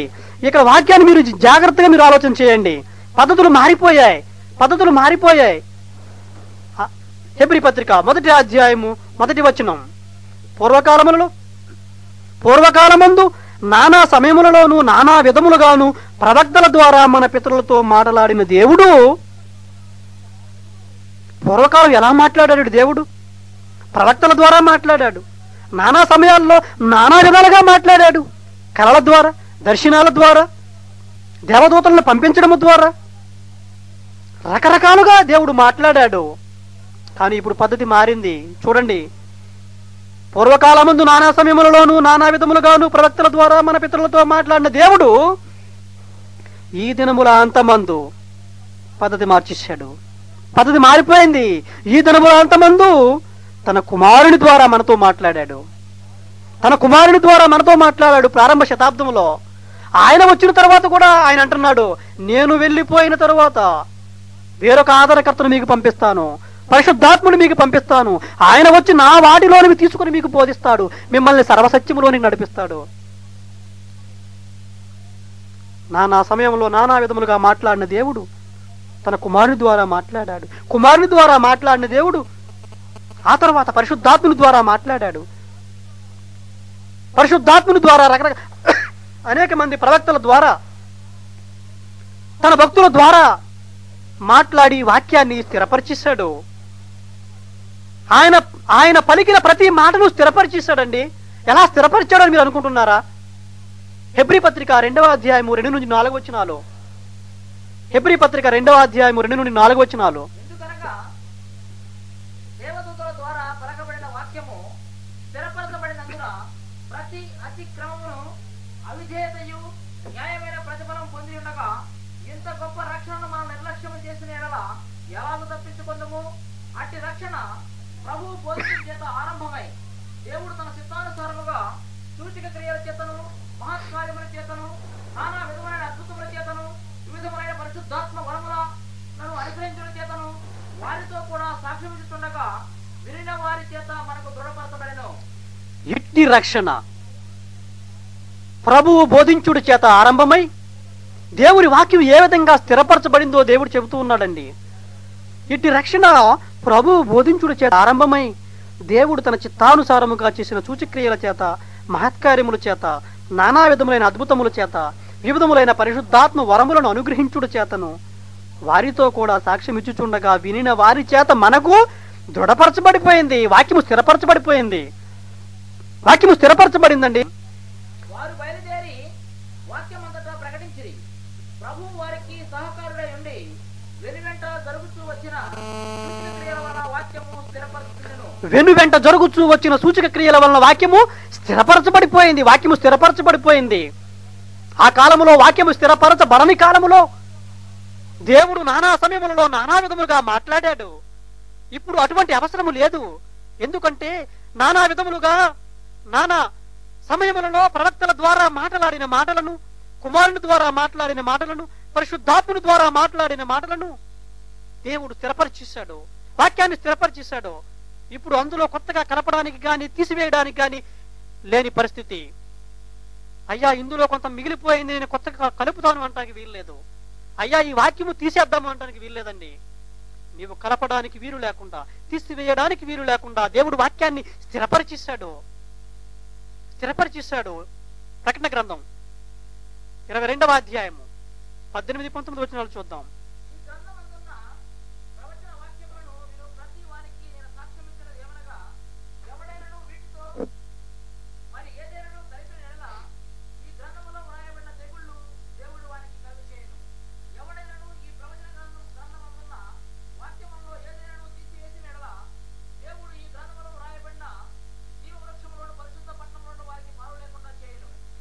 ప్రియమైన దేవుని పిల్లలారా, స్థిరపరచబడిపోయింది వాక్యం. ఇందులో వాక్యాన్ని తీసివేయడానికి కానీ కలపడానికి కానీ వీలు లేని పరిస్థితి. మనము ఏదైనా ఒక విషయాన్ని చెప్పాలి అంటే పరిశుద్ధ గ్రంథము నుండి చదివి చెప్పాలి. పరిశుద్ధ గ్రంథము నుండే మనము వివరించాలి. మన సొంత జ్ఞానముతో చెప్పడానికి వీలు లేదు. అందుకే పౌలు గారు అంటూ ఉన్నాడు, ఆయన దేవుడు తన వాక్యాన్ని నాకు బయలుపరిచాడు, దేవుడు తన వాక్యాన్ని నాకు బయలుపరిచాడు, ఆ సంగతులు నేను మీకు రాశాను, ఆ సంగతులు మీరు చదివితే మీకు అర్థమవుతుంది అంటున్నాడు. ఎఫెసీ పత్రిక 3వ అధ్యాయం 3వ వచనం. ఎఫెసీ పత్రిక 3వ అధ్యాయం 3వ వచనం. దేవుడు తన వాక్యాన్ని బయలుపరిచాడు, తన ప్రవక్తల ద్వారా, తన భక్తుల ద్వారా బయలుపరిచాడు. అది స్థిరపరచబడిపోయింది. దాంట్లో కలపడానికి కానీ తీసివేయడానికి కానీ వీలు లేదు. ఆ వాక్యాన్ని మనము అర్థం చేసుకోవాలంటే ఏం చేయాలి అంటున్నాడు. చూడండి, ఎఫెసీ పత్రిక 3వ అధ్యాయం 3-4 వచనాలు. ఎట్లనగా క్రీస్తు మర్మము దేవదర్శనము వలన మాకు తెలియపరచబడినదను సంగతిని గురించి మునుపు సంక్షేమముగా వ్రాసితిని. మీరు దానిని చదివిన ఎడల దానిని బట్టి ఆ క్రీస్తు మర్మమును గురించి నాకు కలిగిన జ్ఞానము గ్రహించుకొనగలరు. ఆయన అంటున్నాడు, దేవుడు నాకు బయలుపరిచాడు, ఇది పెట్టాను. ఆ విషయాలు మీరు అర్థం చేసుకోవాలంటే మీరేం చేయాలి? చదవాలి. మీరు చదివిన ఎడల మీరు గ్రహిస్తారు. మీరు చదవకపోతే మీరు గ్రహించలేరు. మీరు గ్రహించాలంటే మీరు చదవాలి. దేవుని ఉద్దేశం మీకు తెలియాలంటే మీరు పరిశీలించాలి, బెరియా సంఘస్థుల వలె. అప్పుడు మాత్రమే మీరు దేవుని యొక్క చిత్తాన్ని మీరు పరిపూర్ణంగా గ్రహించగలుగుతారు. అందుకే అంటున్నాడు, యోధాపత్రిక 1వ అధ్యాయం, ఉన్నది ఒకే అధ్యాయము, యోధాపత్రిక 3వ వచనం, పరిశుద్ధులకు ఒక్కసారి అప్పగించబడిన బోధ నిమిత్తము మనము పోరాడవలెను. ఎన్నిసార్లు అప్పగించబడింది బోధ? ఎన్నిసార్లు అప్పగించబడుతుంది బోధ? ఒక్కసారి అప్పగించబడిపోయింది, స్థిరపరచబడిపోయింది. కలపడానికి లేదు, తీసివేయడానికి లేదు. ఆ జ్ఞానం మనకి అర్థం అవ్వాలంటే మనము చదవాలి. బెరే సంఘస్థుల వలె మనము పరిశీలించాలి, పరిశోధించాలి. వెండిని వెతికినట్లు వెతకాలి, దాచబడిన ధనమును వెతికినట్లు వెతకాలి. వివేచనకై మనము దేవునికి మొరపెట్టాలి. అప్పుడే ఆయన మహాజ్ఞానాన్ని మనం అర్థం చేసుకోగలం, దేవుని ఉద్దేశాన్ని మనం గ్రహించగలం. ఇటువంటి ఆలోచన లేకబట్టే కదా, దేవుని ఉద్దేశాన్ని, దేవుని చిత్తాన్ని నేర్చుకోవాలనే ఆలోచన లేకబట్టే కదండి ఈనాడు అనేకమైన డినామినేషన్లు, అనేకమైన బోధలు సంఘాల్లో బయలుదేరిపోయాయి. అనేకమైన బోధలు ఈనాడు సంఘాల్లో బయలుదేరిపోయే కారణం ఏంటో తెలుసా? అనేటువంటి ధ్యాస లేదు, సరైనటువంటి తర్ఫీదు లేదు, దేవుని సహాయం కోరే స్థితి లేదు. బైబిల్ని చదవకుండా కేవలము ఇతరుల మీద ఆధారపడిపోవడం, మనమెందుకులే చదవడం, ఎదుటివారు చెబితే అది వినేసి అదే మనము కూడా చెబుదాం. మనం ప్రసంగం చేయాలంటే మనం బైబిల్ చదవవసరం లేదు, ఎవరో రాసిన పుస్తకాలు చదివి అవి చెప్పేస్తే సరిపోతాయి అనుకున్నారు చాలామంది. లేఖనాలను పరిశీలించకుండా ఎవరు ఏది చెబితే దాన్ని గుడ్డిగా నమ్మేయడం వలన మేము చెప్పేదే కరెక్టు, ఎదుటివారు చెప్పేది తప్పు అని అనేక మంది భావించడం వల్ల, అందరికంటే ఎక్కువ మాకే తెలుసు అని అనుకోవడం వల్ల, ఒకవేళ తమకు తెలియని విషయాన్ని తెలుసుకోవడం కోసం వేరే వాళ్ళని అడగడానికి చిన్నతనంగా భావించడం వల్ల, ఏమీ తెలియకపోయినా అన్నీ మాకే తెలుసు అని మేకపోతు గాంభీర్యం చూపించడం వల్ల, దేవుని వాక్యాన్ని నేర్చుకోవాలనే తపన పట్టుదల లేకపోవడం వల్ల అనేక మంది ఈరోజు దేవుని వాక్యాన్ని, సత్యాలను గ్రహించలేకపోతున్నారు. ప్రియమైన దేవుని పిల్లలారా, దేవుని వాక్యాన్ని, సత్యాన్ని గ్రహించడానికి దేవునికి మొర్ర పెట్టాలి, దేవుని వాక్యాన్ని ధ్యానించాలి, దేవుని వాక్యాన్ని పఠించాలి, దేవుని వాక్యాన్ని అభ్యసించాలి. దేవుని వాక్యం ఒకవేళ ఏదైనా ఒక వచనం మనకు తెలియకపోతే, అయ్యా నాకు ఈ వచనము తెలియలేదు అని ఎదుటివారిని అనడం తప్పు కాదండి, అది చిన్నతనము కాదు. ఏమీ తెలియకపోయినా అన్నీ నాకే తెలుసు అని మనల్ని మోసపుచ్చుకోవడం కంటే అంతకు మించిన దౌర్భాగ్యం ఈ ప్రపంచంలో ఇంకేది ఉండదు. అయ్యా నాకు 40 సంవత్సరాల ఎక్స్పీరియన్స్ ఉంది, అనుభవం ఉంది, 50 సంవత్సరాల అనుభవం ఉంది, నేను వేరే చోట వెళ్ళి నేర్చుకోవడం ఏంటి, నేను ఇప్పుడు మరలా బైబిల్ చదవడం ఏంటి అని నీవు అనుకున్నట్లయితే నీవు సత్యాన్ని గ్రహించలేవు, దేవుని యొక్క ఉద్దేశాన్ని నీవు తెలుసుకోలేవు. ప్రియమైన దేవుని పిల్లలారా, మనకు తెలియని విషయాన్ని తెలుసుకోవడానికి సిగ్గుపడవలసిన అవసరం లేదు అనే వాస్తవాన్ని మనం గ్రహించాలి. ఒక అద్భుతమైన వ్యక్తిని మీకు పరిచయం చేస్తాను, మీకు తెలిసిన వ్యక్తి ఆయన. ఒక గొప్ప వ్యక్తి, ఒక నపుంసకుడు,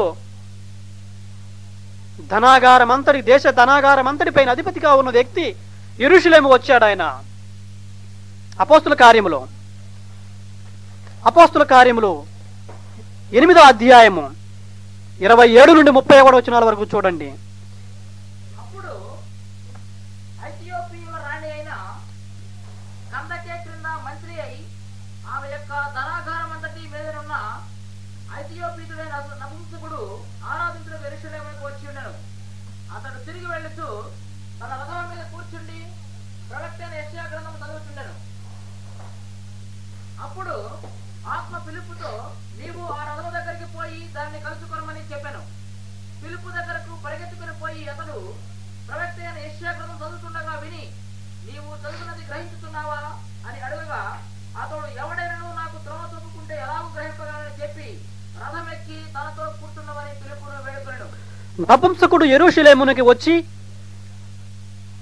అతడు తిరిగి వెళ్ళొచ్చు ఆయన రథం మీద కూర్చుండి యెషయా గ్రంథాన్ని చదువుతూ ఉన్నాడు. ఆయన చదువుతూ ఉన్నప్పుడు ఫిలిప్పు ఆయన దగ్గరకు వెళ్ళి, అయ్యా, నీవు చదువుచున్నది గ్రహించావా? నీవు ఏ విషయమైతే చదువుతున్నావో ఆ విషయాన్ని నీవు అర్థము చేసుకున్నావా అని అడిగినప్పుడు, ఒక దేశానికి ధనాగారం అంతటిపైన నేను అధికారిని, నేను ఆర్థిక మంత్రిని, ఈ విషయం నాకు తెలియదంటే చిన్నతనమే అనే ఉద్దేశముతోటి నాకు తెలుసు అని అనలేదండి. ఆయన ఎంతో ఉన్నతమైన పదవిలో ఉన్నప్పటికీ, ఎంతో ఉన్నతమైన స్థితిలో ఉన్నప్పటికీ ఆయన నిజాన్ని ఒప్పుకుంటున్నాడు. చూడండి ఏమంటున్నాడు చూడండి. నీవు చదువుచున్నది గ్రహించుచున్నావా అని ఫిలిప్పు అడిగినప్పుడు నపుంసకుడు సమాధానం ఒకసారి మీరు పరిశీలన చేయండి, వినండి. అతడు నపుంసకుడు మాట్లాడుతూ ఉన్నాడండి. నపుంసకుడు మాట్లాడుతున్నాడు, ఎవడైనాను నాకు త్రోవ చూపకుంటే ఎలాగూ గ్రహింపగలనండి. అయ్యా, నాకు ఎవరైనా వచ్చి చెప్పకపోతే నాకు ఎలా తెలుస్తుంది ఈ విషయం? నాకు ఎవరైనా త్రోవ చూపకపోతే నేను ఎలా గ్రహించగలను? నేను గ్రహించాలి అంటే నాకు వేరే ఒకరు త్రోవ చూపించాలి, నాకు వేరే ఎవరో ఒకరి దగ్గర నేను నేర్చుకోవాలి.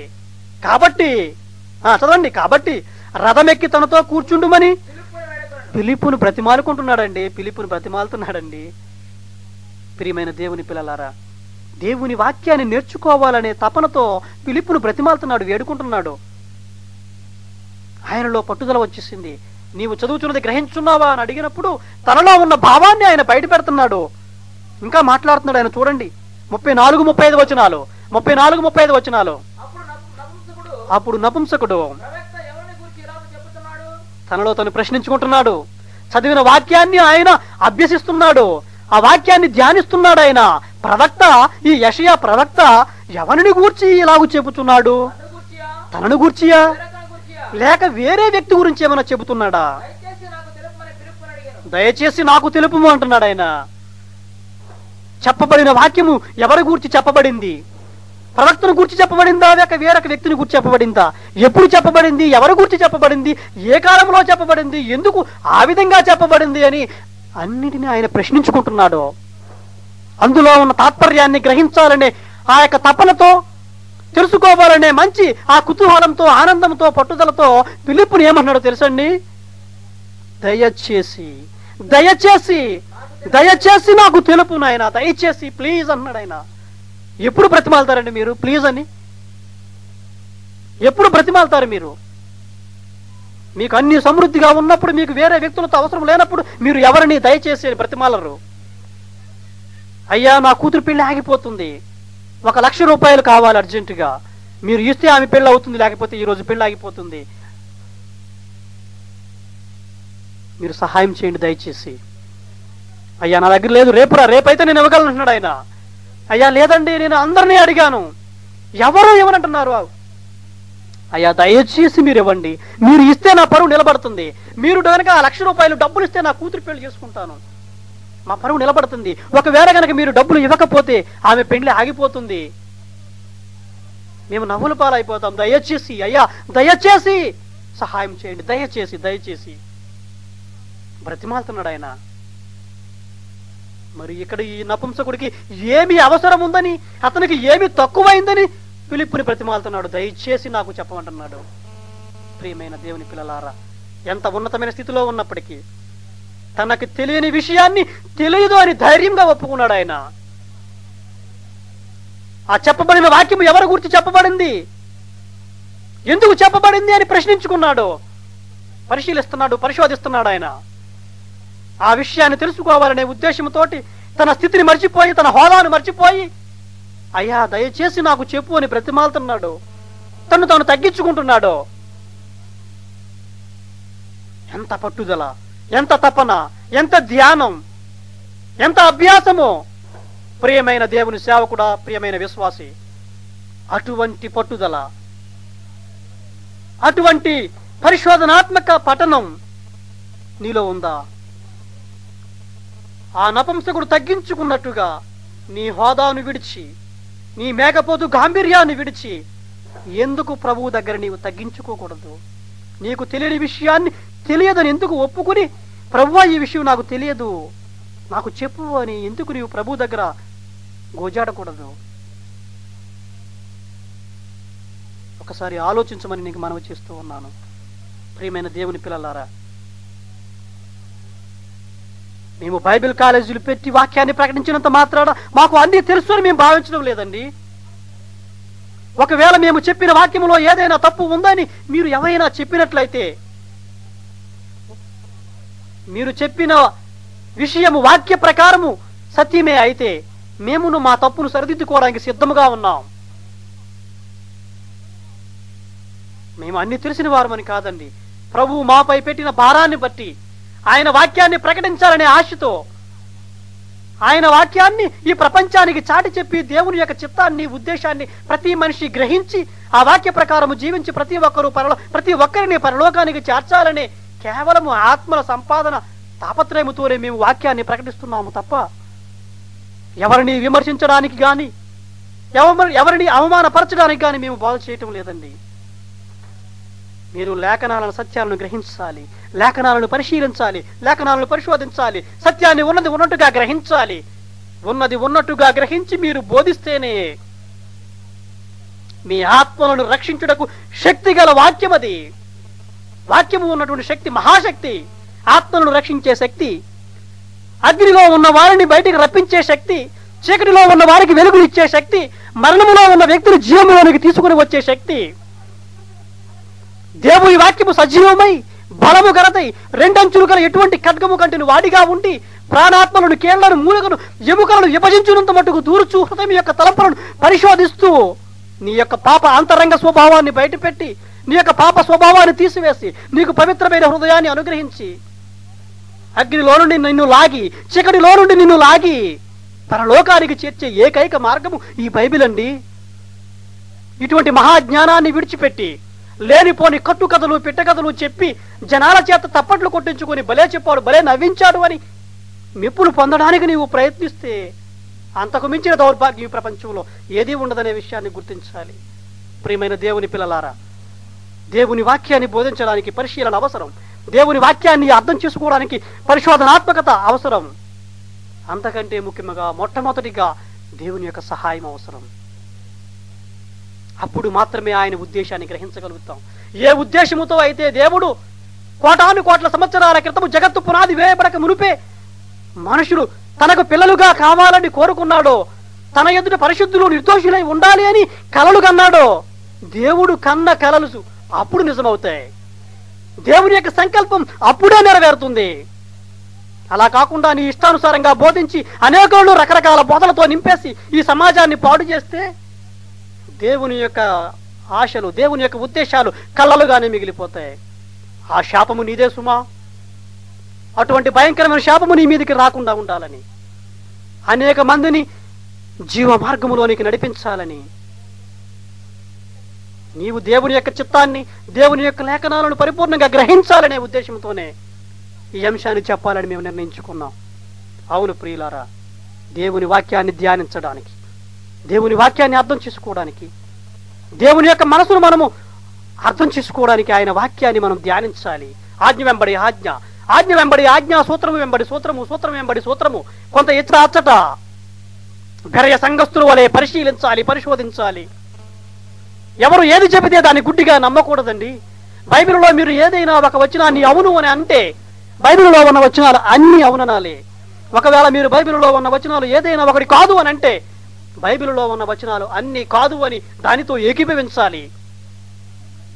ఈ ప్రపంచంలో ఎన్ని సంఘములు ఉన్నా, ఎన్ని బైబిల్ కాలేజీలు ఉన్నా, ఎన్ని బోధించే సంస్థలు ఎన్ని ఉన్నా, బోధకులు ఎంతమంది ఉన్నా, బోధ ఒక్కటే ఉండాలి.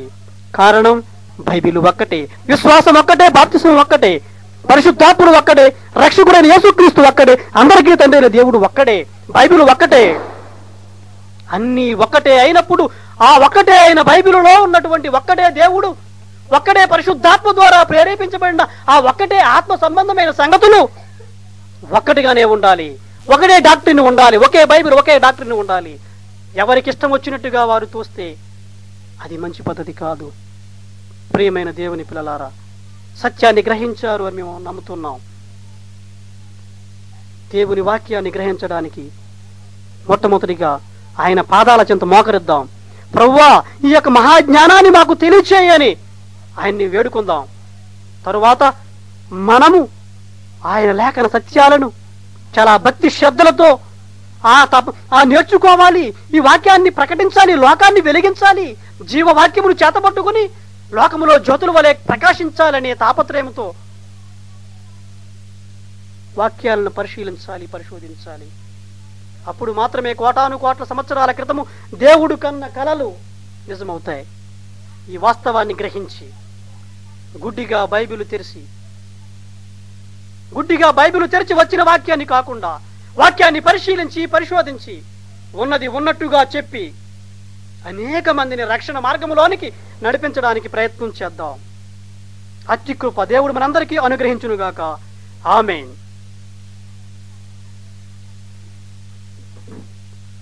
పరిశుద్ధుడైన మా తండ్రి, ఈ యొక్క మహాజ్ఞానం తరతరాలలో యుగయుగాలలో మరుగు చేయబడి మీ పిల్లలైన మా కోసం మీరు అనుగ్రహించిన మహాజ్ఞానము తండ్రి, అనేక మంది ఆ మహాజ్ఞానాన్ని అర్థము చేసుకోలేక తప్పిపోతున్న ఈ పరిస్థితుల్లో తండ్రి, ప్రతి ఒక్కరూ విశ్వాసి అయినా సేవకుడైనా ఎవరైనా సరే ప్రతి ఒక్కరూ మీ యొక్క లేఖన సత్యాలను గ్రహించి ఉన్నది ఉన్నట్టుగా గ్రహించి ఈ ప్రపంచానికి చాటి చెప్పి